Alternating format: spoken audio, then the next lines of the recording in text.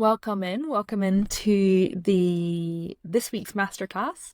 I'm so used to saying like the podcast because that's usually how I would host these things, but I do things a little bit differently now. But today, I'm actually going to be chatting a little bit about finding direction in life, and I suppose what that can mean for your quarter life crisis, or just if you're at that point in your life and you are just feeling a little bit lost or a little bit stuck. So hopefully maybe you come away with something good, something good from it. But if something springs up, you've got a question, just pop it in the comments. I've got like my comments over here, so if you see me looking, that's where I'm going. But yeah, if you are catching up on the replay, hello, lovely to see you. We are live here every Tuesday in the group at 6 p.m. British summertime at the moment. So don't forget, you can also comment with hashtag replay for a chance to win a free coaching session with myself. So very exciting stuff. But yeah, let's dive in. Let's jump in. If you are excited to jump in, I'd love to see some little emojis, some little fire emojis or something in the chat, just so I know you're ready and you're listening and you're awake and you're not falling asleep. I know it's 6 o'clock on a Tuesday evening, so I appreciate you being here and spending your time with me. I'm sure maybe there's other things you'd like to be doing, but we're here and we're finding direction, finding direction in our lives. So yeah, jumping in, I think something that everybody in this group's going to have in common, if you joined, this is probably going to be maybe why you've joined, but something we would all have in common is maybe feeling like you just don't know where you're going, what you're doing with your life, what's happening next, and sometimes it could be even that you've either reached a dead end where you've, kind of exhausted all your options, you've reached this dead end in your life and you don't know where to go next, or it's that you've reached a crossroads with so many options and so many possibilities that it's just so overwhelming to try and pick something or to choose something different. So if we're here, that's, probably why you're probably experiencing something similar to that. And I think it's probably one of the most asked questions I would see whenever I'm working with people on like a one-to-one basis through their quarter life crisis. And yeah, it's great to see everyone in the chat all excited. So yeah, it's definitely one of the most common questions I'd see is, Holly, how the fuck do I find direction in my life? What do I do? How do I figure this shit out? Like, I just want to know. And, and I'll be honest, I wish there was a really nice black and white answer for you here. So I'm afraid there isn't. If that's what you're hoping for, I'm afraid that's not what you're going to get. And I think it will make more sense as I go into it. Actually, I'll not jump the gun here. But I know that some people will actually disagree with me whenever I say that I think having some sort of direction in your life is actually really helpful. And the reason being is, personally, I feel that it stops you drifting, it keeps you focused, it gives you purpose, it gives you meaning, it gives you something to work towards, and there's a lot of people out there and they seem, they kind of believe that we don't need it. We don't need that direction in our life. We should just wake up and just go with the flow and whatever. And if that's what works for you, that's totally grand. But I know, there's a lot of people out there who definitely feel like that's something that they want. They yearn for that. They need that sort of to anchor into. And I think it's good because without that direction, it kind of feels like you're a bit of an NPC in your own life, and that's not something we want. So yeah, if you feel like you're kind of maybe floating through life right now, or maybe you just feel like really overwhelmed with what to do next, or sometimes maybe you feel so overwhelmed with what to do next that you just kind of freeze and you do nothing. It's like far too overwhelming. Then let's see some emojis in the chat because I know you probably fall into like one of those categories. Like let's be real, we'll call a spade over here. But if you are struggling with that, those sort of quarter life crisis vibes right now, then finding direction can be both help and hindrance. It's a blessing and a curse. And the reason for that is, yeah, I see you, Paula. I saw your comment. I'm going to come back to that. But it can be it can be a blessing and a curse, really, because finding that direction in life can either be your escape plan, like a literal map on how to get out of this quarter life crisis, how to get your shit together, how to, find peace and happiness and all of those good things that we want. Or it can actually just end up being it can be your prison. It can be your prison, and because you become so fixated on it that you don't do anything, you can't get out of it, right? And you end up stuck, trapped, feeling like I can't move on until I figure out my direction. I can't move on until I find my purpose, and you just kind of, you're stuck frozen. So it's a help and a hindrance, a blessing and a curse, that's for sure. So I know, like I said, I know you probably want me to just come on here and give you a really nice black and white answer, a nice, lovely how-to guide, next steps for you to follow. And while I have something like that, it is definitely not going to be straightforward. And, I hate to break that to you. But whenever we think about finding this direction in life, because that's coming from like a real soul feeling, it's going to take some of that like real like soul work, like that inner work, to help you sort of figure that stuff out. So, I'm not going to go out and I'm not going to tell you, you need to go and reorganize your fridge and declutter your house and see what makes you feel happy or spark joy or whatever it was that Marie Kondo had told us to go and do, because it's not gonna cut it. We need to go a little bit deeper than that, and we need to really sort of get to the root problem of that. So I want you to think about when you are thinking about finding direction, what does that mean to you? Whenever you think about when you want to find that direction, what it means to you, how does that make you feel? If you think about having found direction, how would that make you feel to have that in your life? If you found that direction, what would that mean for you? What would you do? Would you follow it through? Would you, what would you do? And ultimately, it kind of comes down to thinking about why you want to find it in the first place. And I know these can be really, really tough questions to answer. And we need to really sit down and lean into that discomfort and really explore what's going on in our minds right now, right? Because this is more of a mental aspect here. It's not, like I said, it's not going to be like the physical environment situation. It could be that you're when you sit down and you think about this thing, and that direction is pulling you towards a physical change, as in like moving home, moving country, a new job, something like that. But ultimately we need to work on the inner stuff for us to then have that physical effect in our lives. So yeah, it should lead to calm and organization of the mind, absolutely.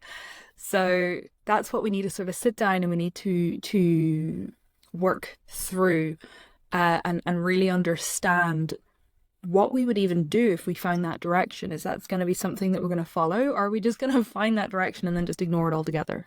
We need to understand why we want to find that direction, what's motivating us right now.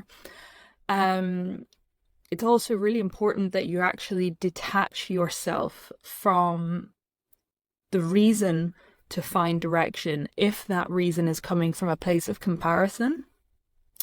So for example, if you feel like your life doesn't have direction right now because it's not heading in the same direction as your pal Susie, then I'm afraid that's not a good enough reason. That's not a good enough excuse. It's not a good enough reason why you need to find direction in your life. So if that is something, though, that you're struggling with, if you're struggling to with those feelings of comparison or those thoughts of comparison and the effect that's having, then definitely check out the comparison masterclass, which will be linked under the guide section of the group as well. There's loads of good stuff came up in that too. Whenever we start to feel this overwhelmed and concerned feeling about our life direction, what happens is we become far too fixated on the how. And instead of just letting our intuition guide us and trusting in the process, we become super fixated on the how. So if you wanted to become a writer, you're so fixated on how you're going to get published rather than just starting to write. If you wanted to travel, you become so fixated on how you're going to arrange your travel plans that you don't book a trip. you don't do it. So that's why sometimes we just need to let life guide us a little bit with this. And I know that sounds a little bit woo-woo, it sounds a bit wishy-washy. I know, I get it. But you need to get out there and you need to just start experiencing everything, different things, as much things as you possibly can, because it is going to be the fastest way for you to figure out what you actually want and what you don't want. You got to get out, you got to make those mistakes, and you got to weed out all the bullshit, and then you can start to see things a little bit more clear about what direction you're going in or where you want to go, right? I mean, me personally, I had absolutely no idea about the coaching world or being able to coach somebody or anything like this. And it wasn't until I had kind of gone through my own life experiences and I was running a lifestyle blog, and I thought, I wish I could help people more through this rather than just have articles. And it was through that trial and error of different experiences that then had led me to this point. So, but, if you were to sit me down at 15 in secondary school and say, right, Holly, pick a career, I would never have picked this. Like, I wouldn't even know what it was, And I think that's really important, because you need to understand that as you go through these experiences, it's a little bit like whenever you're driving on a foggy night, right? And you're kind of driving down this road and there's really heavy fog, and you can only see that little bit more in front of you. But as you keep driving forward, that road becomes clearer and clearer and clearer until you see a road sign, until you see a turnoff, until you see your destination, right? But it's about keeping that momentum going and keeping moving forward, right? Because realistically, at this point in your life, you're supposed to be having fun. You're supposed to be finding yourself. You're supposed to be, getting out there and trying these things before you have tied yourself into something long term without having a chance to fully decide if that long term is something that you really truly want. So, if you don't go out there, this was actually something I was thinking about today. If you don't go out and experience new things and learn new things and try out new stuff and really get to know all of the likes and dislikes that you could possibly have, then what ends up happening is, instead of you having 20 years experience under your belt, you actually end up with 20 years of repeating the same experience, which to me sounds a bit shit. So I think that's why it is so important to just get out there and weed it out. You've got to weed out all of the shit that you don't like so that you can find stuff that you do like. And it's about taking that action and just going for it. Let your intuition guide you. Let your find what kind of fires you up and go with the flow. If you're sitting there and you're thinking like, oh, I would just love to, I wish I could do some painting. I wish I could be a painter. I'd love to be a painter. And you live your whole life never having painted, and you reach retirement and you go, oh, I regret never painting. Oh, I should have been a painter. I'd have been an excellent painter. Well, what if, what if all those years ago when you had that thought, you signed up to a painting class, you realized you were terrible at it, you knew you didn't like it, and you were just like, oh, well, sod this. You can't hold out on it. Go out, try it, feck it. If it doesn't work, it doesn't work. Try something different. You won't know unless you try. Like, I hate to be that person, and I used to fight with my mum tooth and nail when she would say that to me, but it's the truth. You don't know unless you try. Yes, Polly, yeah, it is. Sometimes we need this a bit of tough love, isn't it? Tough love. But yeah, we need to just get out and have that experience. Now, I know, let me just have a quick look, that whenever I had put up the event earlier, Paula, you had actually asked about, you'd mentioned about feeling overwhelmed and having so much to take in that you just end up getting nothing done. And I think this is, ties really, really nicely into this, because that is such a common thing that happens. You think about, there's all the things that you have to do or that you should do, and then there's all the things that you want to do. And in the end, you've got all of this crap on your plate and just nothing gets done because it's so overwhelming, you just avoid it. You just go into freeze mode and you just don't, it doesn't happen. It doesn't happen. And something that can be quite helpful with this is actually taking stock over your priorities. And this can be a bit tricky. It can be a bit tough, like to actually kind of sit down and look at and kind of understand it and grasp it a little bit. But you want to sit down and understand your priorities that solely pertain to you, without any external influences happening here. So you want to think about, what are your priorities maybe in terms of your health? What are your priorities in terms of your wellness, your career, your relationships? What's your priorities right now with those areas? And what will happen is this list of things doesn't need to be very long or overly complicated, but what will happen is this list will become your non-negotiables, right? These are going to be the things, because they're your priorities, they are the things that get put first in your calendar, right? They are the things that you can't cancel on, right? These are the things that have to take priority, that have to happen regardless, right? They're your priorities. And then what can really help make that a reality is creating what I like to call a bit of like a rule book, right? It's a bit of like your personal rule book that's going to help support you in keeping those priorities at the top of your list. So that could be things like, if your priority is your well-being and getting enough sleep, then maybe one of your rules will be no phone before bed. That could be a rule.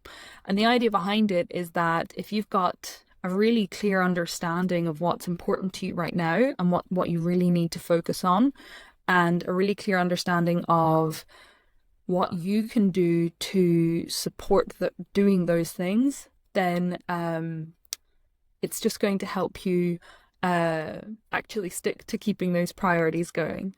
One that I actually would recommend is, if you're like trying to build a new habit or something, is what I like to call like the 2-day rule. And the idea behind this is that you can skip it for 2 days, but on the 3rd day, you have to pick it up. You have to do it again. And it's nice because it gives you that breathing room over the weekend, because sometimes like life changes over the weekend, like routines change, that's fine. But on the 3rd day, you have to make it your priority to get back into that habit again, because it gets so much harder to get back on the track with it again, back on track again after that 3rd day. It becomes, I don't know, way 10 times more difficult. Whenever, yeah, Paula, I know, same. But whenever you're kind of thinking about those rules, it's really good to think about excuses that come up with those priorities, whatever they are, whatever they look like, and we can have tons of different excuses. And actually, I find what works really nicely is to sit down and write down every single possible excuse you could ever come up with to not do that thing or to not make that thing a priority or whatever. And I mean, literally, like, get right down into the little tiny silly excuses, and I want you to think about what you would do instead, like, how could you avoid that excuse, so for example, if if one of your priorities was to go to the gym 3 times a week, but an excuse might be that you're tired after work, well, what can you do to eradicate that excuse?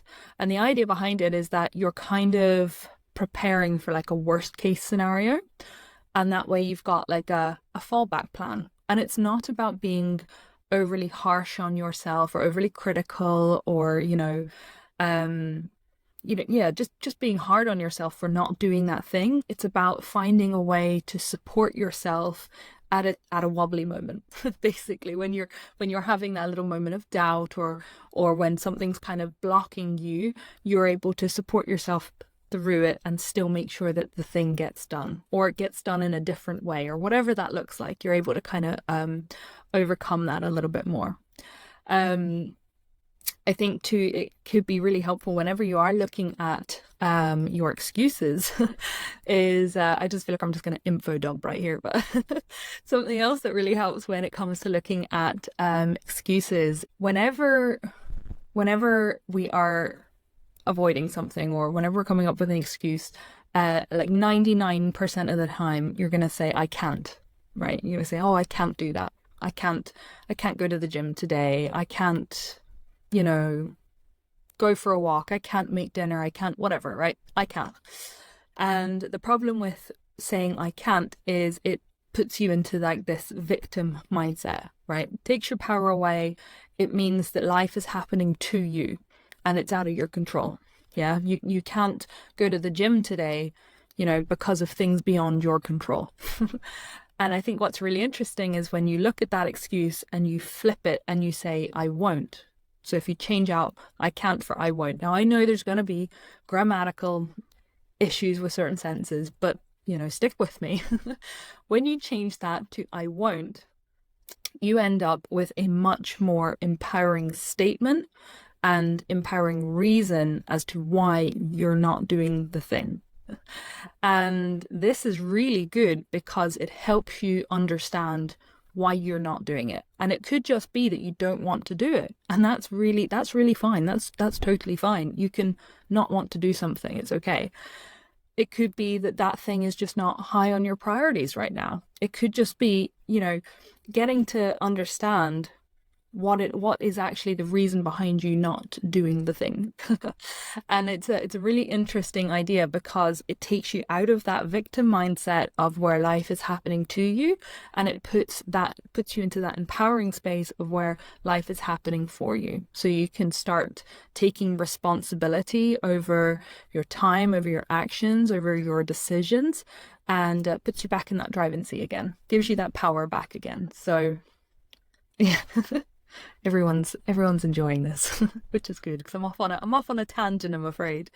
So yeah, I think that would probably be some areas I think to start if you're struggling with that overwhelming feeling. I will say that being hard on yourself will make things 10 times harder. So if you have set out to do something and it doesn't get done for whatever bloody reason, life happens, our brain goes against us, whatever. I think what's really nice is to change it to a kinder narrative.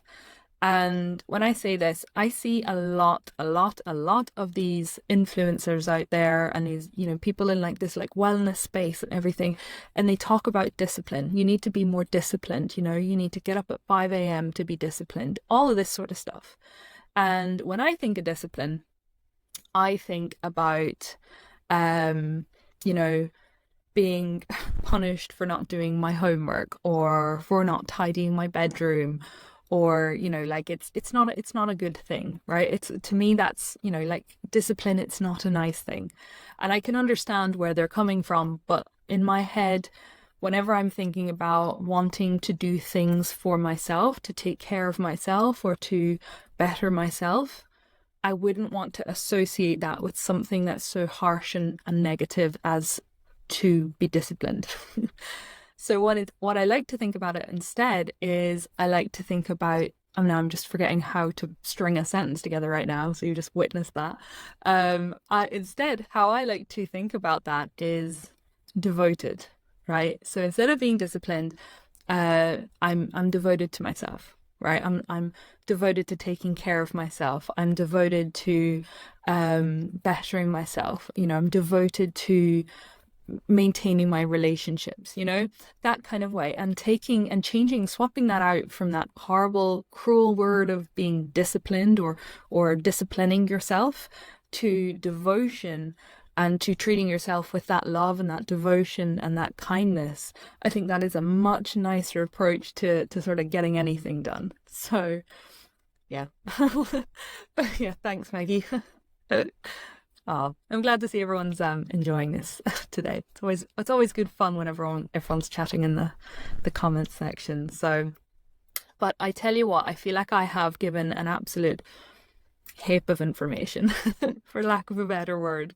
But if when it comes to finding direction, kind of what we all came here for, or anything that I'd kind of brought up in today's session, I think it doesn't have to be complicated and it doesn't have to be difficult.